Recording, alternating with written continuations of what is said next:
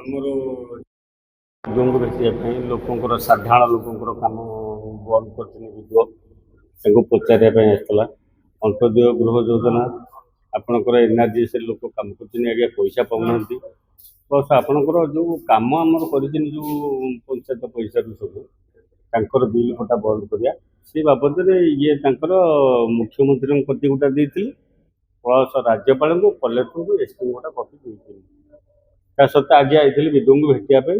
BDO ହଠାତ୍ କିନ୍ତୁ police ବାଲାଙ୍କୁ ଡାକିକିରି ମାଡ଼ ଫାଡ଼ ମଡ଼େଇଲା, ଆଉ ତା ଛାତି ଫାତିରେ ବୋଧେ ଗୋଇଠା ଫୋଇଠା ଥାନା ବାଲା ମାରିଛନ୍ତି।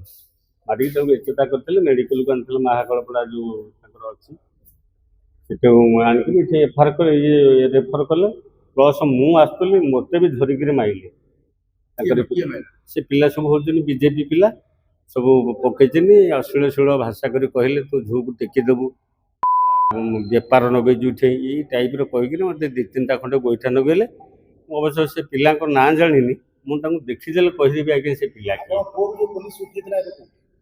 ଏବେ କୋର୍ଟ ଉଠେଇ ନାହାନ୍ତି ଆଜ୍ଞା। ସେଇ